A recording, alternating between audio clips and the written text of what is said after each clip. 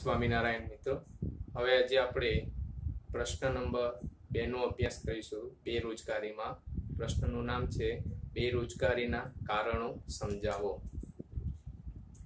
આ પણ ખૂબ જ આઈએમપી પ્રશ્ન છે મિત્રો, 5 માર્ક્સ તરીકે કે જે પરીક્ષામાં તમારે પૂછાય છે. બેરોજગારીના કારણો સમજાવો.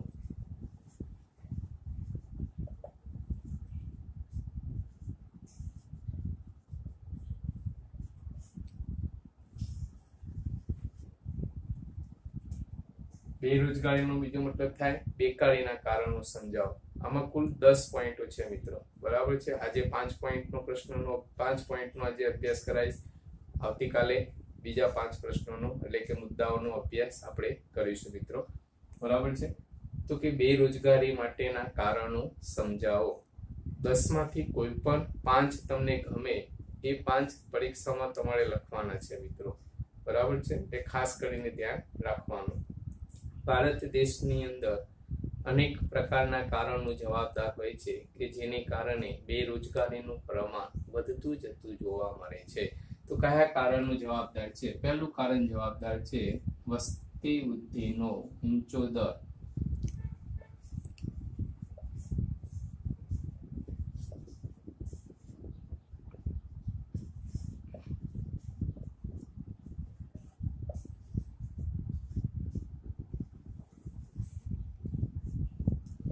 વસ્તી વૃદ્ધિનો ઊંચો દર સામાન્ય રીતે કહી શકીએ છીએ કે મિત્રો કે આયોજનકાળના સમયગાળા દરમિયાન, બરાબર છે, કે ભારત દેશની અંદર રોજગારીના વૃદ્ધિના દર કરતા વસ્તી વૃદ્ધિનો દર ઊંચો હતો. રોજગારીના વૃદ્ધિના દર કરતા વસ્તી વૃદ્ધિનો દર ઊંચો રહેવા પામ્યો હતો, જેને કારણે બેરોજગારીની સમસ્યા ઉદ્ભવી હતી. કે વસ્તી વૃદ્ધિનો દર ઊંચો રહેવા પામ્યો તો જેને કારણે વસ્તીમાં ખૂબ જ મોટા પ્રમાણમાં વધારો થયો જોવા મળે છે, બરાબર છે. 2011 ની ગણતરી પ્રમાણે કહી શકાય છે કે મિત્રો આયોજનકાળના સમયગાળા દરમિયાન, એટલે કે આયોજનનો સમયગાળો કયો તો કે 1951. ખાસ કરીને યાદ રાખવાનું કે 1951 નો સમય એટલે કે આયોજનકાળનો સમયગાળો છે આપણો. આયોજન એટલે કે પ્રથમ પંચવર્ષીય યોજનાની શરૂઆત કરી ક્યાંથી કરી તો 1951 થી, બરાબર છે. એ પણ ખાસ યાદ રાખવાનું. તો 1951 માં ભારતની વસ્તી 36.1 કરોડ હતી, બરાબર. આયોજનકાળના સમયગાળો એટલે કે 1951 માં ભારતની વસ્તી કેટલી હતી? 36.1 કરોડ હતી. ત્યાર પછી 2001 માં ભારતની વસ્તી 102.7 કરોડ હતી. છેલ્લે લાસ્ટ ગણતરી કરી 2011 માં તો ભારતની વસ્તી 121.08 કરોડ જેટલી થઈ હતી. એટલે કે ભારત દેશની અંદર વસ્તીનું પ્રમાણ સતત વધારો થતો જોવા મળે છે, તો તેની સામે શ્રમનો પુરવઠો પણ વધતો જતો જાય છે, એમ આપણે કહી શકાય છે, બરાબર. ત્યાર પછી ભારત દેશની અંદર કહી શકાય છે કે મિત્રો 1951 થી 1981 સુધી વસ્તી વૃદ્ધિના દરમાં સતત વધારો થતો જોવા મળે છે. આ ખાસ એક લખવાનું, વસ્તી વૃદ્ધિના દરમાં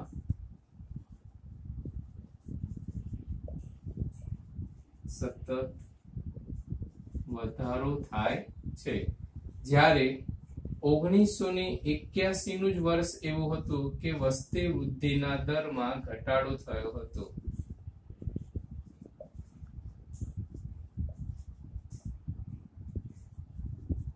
આ ખાસ કઈ પૂછાય પરીક્ષામાં.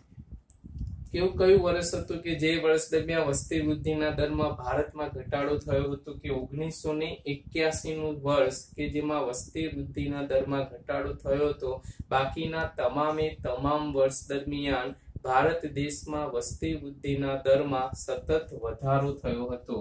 તો 2011 માં ભારતનો વસ્તી વૃદ્ધિનો દર 1.64% જેટલો રહેવા પામ્યો હતો. આ ખાસ કેમ પૂછાય? ભારતનો વસ્તી વૃદ્ધિનો દર કેટલો હતો? તો 2011 પ્રમાણે તો ભારતનો વસ્તી વૃદ્ધિનો દર કેટલો હતો? 1.64% જેટલો રહેવા પામ્યો હતો. એટલે વસ્તીના પ્રમાણમાં સતત વધારો થતો જાય છે, જેને કારણે પણ બેરોજગારીની સમસ્યા ઉદ્ભવે છે. બેરોજગારીનું પ્રમાણ દિવસે ને દિવસે વધતું જાય છે. આ ઉપરાંત પણ કહી શકાય છે કે ભારત દેશની અંદર વસ્તી વૃદ્ધિનો ઊંચો દર અને ખેતી ક્ષેત્ર સિવાય બીજા અન્ય કોઈ ક્ષેત્રનો વિકાસ થયો ન હતો. બરાબર, વસ્તી વૃદ્ધિનો ઊંચો દર અને ખેતી ક્ષેત્ર સિવાય બીજા અન્ય કોઈ ક્ષેત્રનો વિકાસ થયો ન હતો, જેને કારણે લોકો રોજગારી મેળવવા માટે કૃષિ ક્ષેત્ર પર નિર્ભર થયા. બરાબર, એટલે ખેતી ક્ષેત્ર પર એનું ભારણ વધ્યું. બરાબર, જેને પરિણામે ખેતી ક્ષેત્રે પ્રચંડ બેરોજગારી ઉદ્ભવે છે. બરાબર છે, ખાસ કરીને યાદ રાખવાનું. પ્રચંડ બેરોજગારી વિશે આપણે સમજી ગયા છે મિત્રો, કોને કહેવાય છે એટલે સમજાવવાની કઈ જરૂર છે નહીં. આમ ભારત દેશની અંદર વસ્તી વૃદ્ધિનો ઊંચો દર હોવાને કારણે પણ બેરોજગારીની સમસ્યાઓ વધતી જતી જોવા મળે છે. ઓકે મિત્રો, ક્લિયર? આંકડાકીય માહિતી ખાસ કરીને યાદ રાખવાની હતી. ફરીથી 1951 માં ભારતની વસ્તી 36.1 કરોડ હતી. 2001 માં ભારતની વસ્તી 102.7 કરોડ છે. 2011 માં ભારતની વસ્તી 121.08 કરોડ છે. બરાબર છે. 1951 થી 1981 સુધી વસ્તી વૃદ્ધિના દરમાં સતત વધારો થાય છે. એક જ વર્ષ એવું છે કે જ્યાં વસ્તી વૃદ્ધિના દરમાં ઘટાડો થયો હતો. કયું વર્ષ? 1981. 2011 માં ભારતનો વસ્તી વૃદ્ધિનો દર કેટલો હતો? 1.64% જેટલો રહેવા પામ્યો હતો. ઓકે મિત્રો, ક્લિયર? ત્યાર પછી સેકન્ડ પોઈન્ટ, રોજગારીની તકોમાં ધીમો વધારો.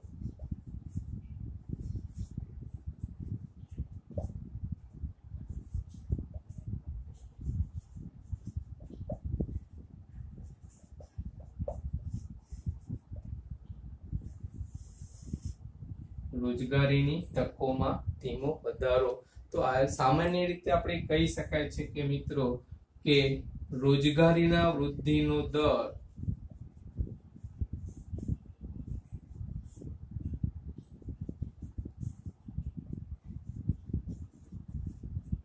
અને આર્થિક વિકાસ વૃદ્ધિના દર વચ્ચે ખૂબ જ નિકટનો સંબંધ જોવા મળે છે. બરાબર, રોજગારીના વૃદ્ધિનો દર અને આર્થિક વિકાસના વૃદ્ધિના દર વચ્ચે ખૂબ જ નિકટનો સંબંધ જોવા મળે છે.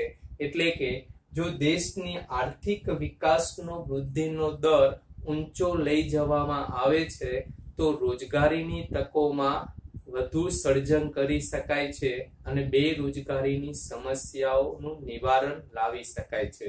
બરાબર છે. તો ભારત દેશમાં આયોજનકાળના તબક્કાઓ દરમિયાન આર્થિક વિકાસનો વૃદ્ધિનો દર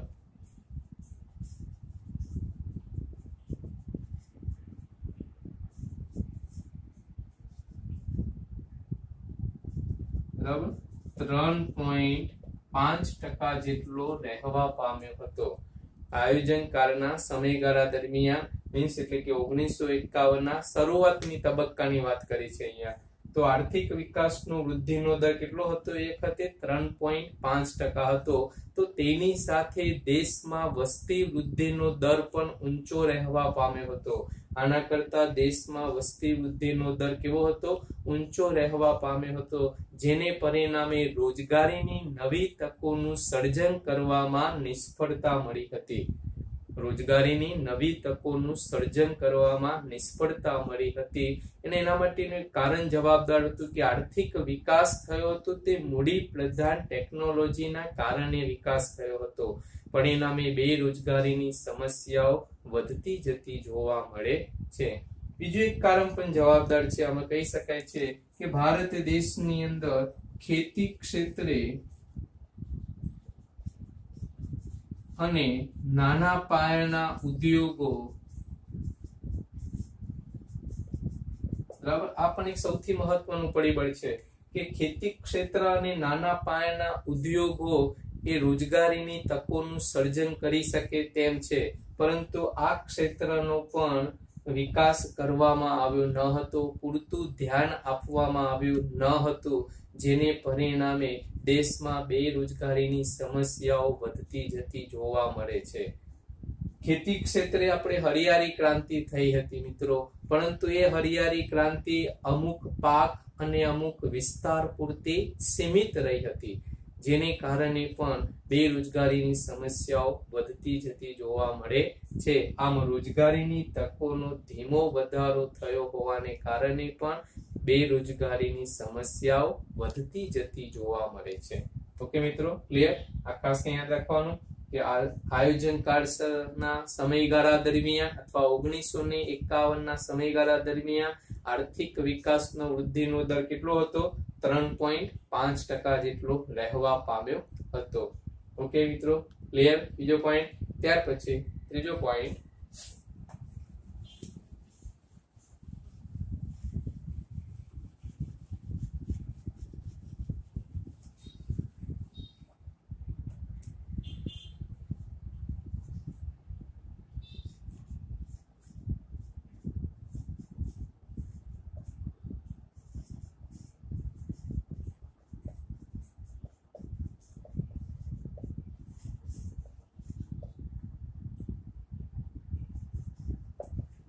ત્રીજો પોઈન્ટ છે કે બચત અને મૂડી રોકાણના નીચા દર. બરાબર, ભારત દેશમાં આયોજન કાળના સમયગાળા દરમિયાન રાષ્ટ્રીય આવકમાં વધારાની સાથે દેશમાં વસ્તી વૃદ્ધિનો દર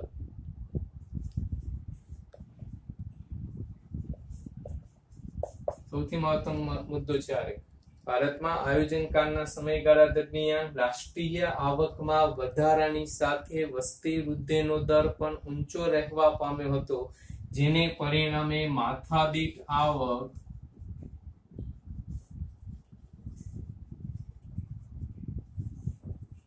નીચી રહેવા પામી હતી.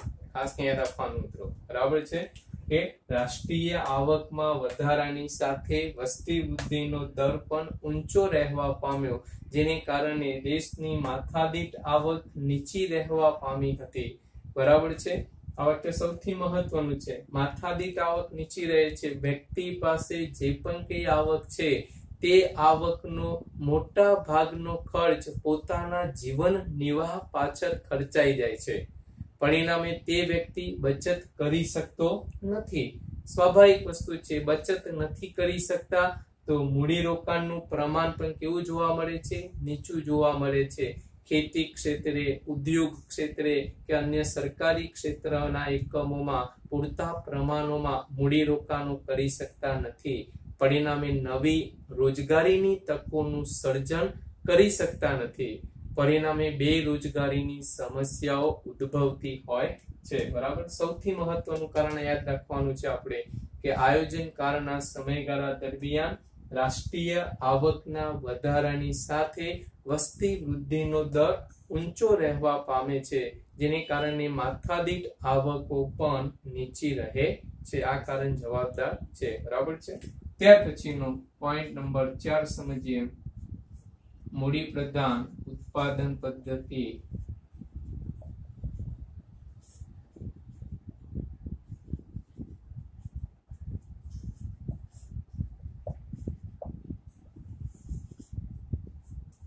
આપણને ખ્યાલ છે મિત્રો કે મૂડી પ્રધાન ઉત્પાદન પદ્ધતિ એટલે કે ભારત દેશની અંદર મૂડીની શું જોવા મળે છે?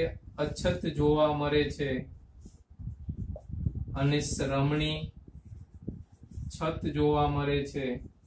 નો મતલબ થાય કે ભારત દેશમાં મૂડી અલ્પ પ્રમાણમાં છે. શ્રમ એટલે શ્રમિકો ખૂબ જ પ્રમાણમાં છે.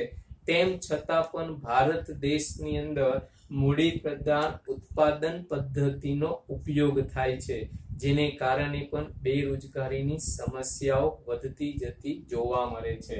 બરાબર છે. આ પહેલું કારણ હતું.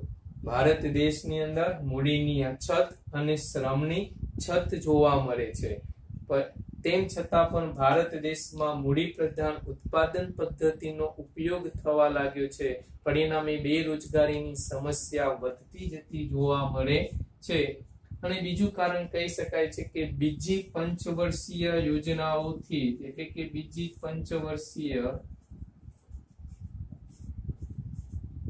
પંચવર્ષીય યોજનાઓથી ભારે પાયાના ઉદ્યોગોને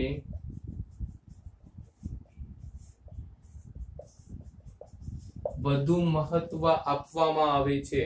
બીજી પંચવર્ષીય યોજનાઓથી ભારે પાયાના ઉદ્યોગોને વધુ મહત્વ આપવામાં આવેલું છે, એટલે કે અન્ય ક્ષેત્ર પ્રત્યે ઓછું રોકાણ થવા લાગેલું છે, જેને કારણે પણ અને શ્રમ પ્રધાન ઉત્પાદન પદ્ધતિના બદલે મૂડી પ્રધાન ઉત્પાદન પદ્ધતિને પણ વધુ મહત્વ આપવામાં આવ્યું છે, જેને કારણે પણ દેશમાં બેરોજગારીનું પ્રમાણ વધતું જતું જાય છે. બરાબર, યાદ રાખજો.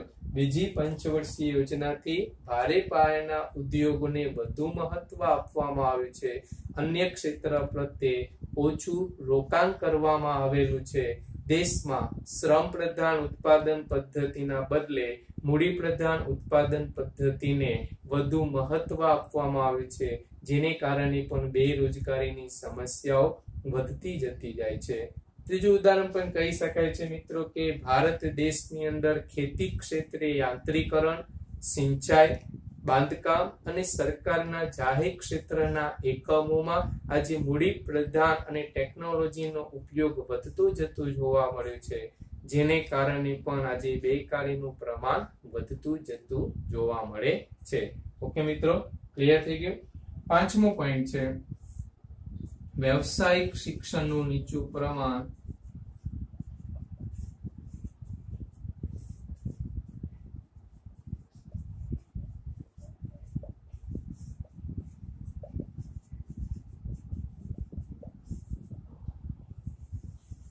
પાંચમો પોઈન્ટ છે કે વ્યવસાયિક શિક્ષણનું નીચું પ્રમાણ. ભારત દેશની અંદર શિક્ષિત બેરોજગારી માટેનું જો સૌથી મહત્વનું કારણ જો જવાબદાર હોય તો કયું કારણ જવાબદાર છે? ખામીયુક્ત શિક્ષણ પ્રથા.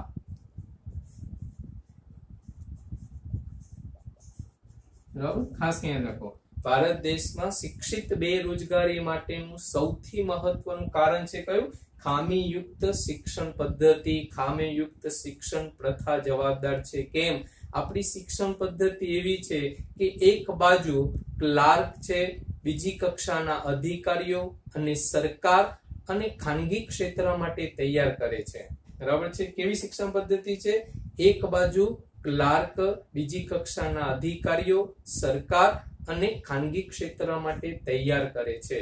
જ્યારે બીજી બાજુ કહી શકાય છે કે દેશનો આર્થિક વિકાસનો વૃદ્ધિનો દર ઊંચો લઈ જવા માટે આજે ખેતી ક્ષેત્રે, નાના પાયાના ઉદ્યોગ હોય કે સરકારના અન્ય ક્ષેત્રોમાં આજે ટેકનોલોજીકલ અને યાંત્રિકરણ થવા લાગ્યું છે, જેનો ઉપયોગ વધુ પ્રમાણમાં થવા લાગ્યું છે.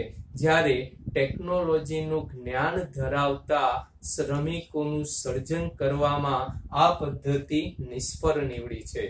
ટેકનોલોજીનું જ્ઞાન ધરાવતા શ્રમિકોનું સર્જન કરવામાં આ પદ્ધતિ શું નીવડી છે? નિષ્ફળ નીવડી છે, જેને પરિણામે પણ આજે બેરોજગારીનું પ્રમાણ વધતું જાય છે.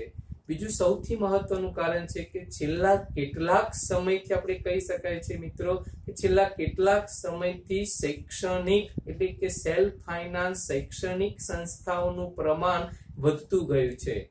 આવું ઉચ્ચ શિક્ષણ મેળવવા માટે આવી શૈક્ષણિક સંસ્થાઓમાં શિક્ષણ ખૂબ જ મોંઘું બનતું જાય છે. પરિણામે મધ્યમ વર્ગ અને ગરીબ વર્ગના લોકો આવું ઉચ્ચ શિક્ષણ પ્રાપ્ત કરી શકતા નથી. પરિણામે તેઓ આ શિક્ષણથી વંચિત રહે છે અને બેરોજગારીનો ભોગ બને છે. બરાબર છે? એટલે સૌથી મહત્વનું છે કે દેશની અંદર વ્યવસાયિક શિક્ષણનું પ્રમાણ ખૂબ જ નીચું જોવા મળે છે, જેને કારણે પણ બેરોજગારીની સમસ્યા વધતી જાય છે. ઓકે મિત્રો, ક્લિયર? આ પ્રથમ 5 કારણો હતા બેરોજગારીના. બરાબર છે? બીજા 5 કારણો આવતીકાલે આપણે એનો અભ્યાસ કરીશું મિત્રો. ઓકે મિત્રો, ક્લિયર? જય સ્વામિનારાયણ.